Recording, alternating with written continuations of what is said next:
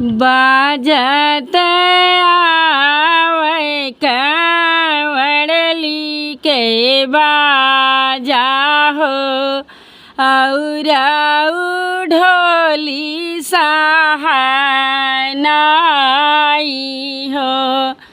नाचत आवे पतरिंगवा समाधि राम हुलसत दुलरु दामाद हो। नाचत आवे पतरिंगवा समाधि राम हुलसत दुलरु दामाद हो। कहवा उतारो कावड़ली के बाजा हो कहवा ही ढोली सहानाई हो। कहवा बैठाव पतरिंगवा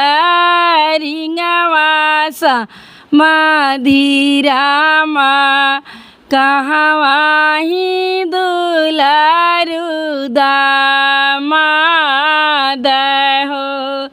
कहवा बैठाव पतरिंगवा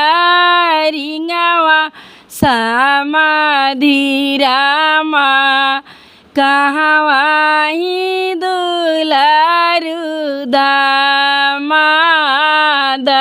हो। खरिहनवा उतारो कावड़ली के बाजा हो वही गम के ढोली सहानाई हो। मड़ाए बैठाव पतरिंगवा समाधि राम आंगने में दुलरु दामाद हो। बाहरे से आवले बियटी के बाबा हो दिल जुड़ावानिया नै पानी हो। थरवा में समाधि के गोड़वा पखारल तब बाटई मनवा उदास हो। धन दिहल दहेज हम दिहले न दई दीह बियटी थामाई हो। कवन गुनाहियाल आयो मोरे समाधि हो। कैली हो मनवा उदास हो। कवन गुनाहियाले आयो मोरे समाधि हो।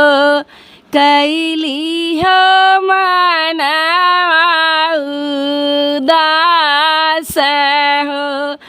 दनहा मई दिहल दहेज हम दिहले बेटी दीह घरवा के शोभा हो।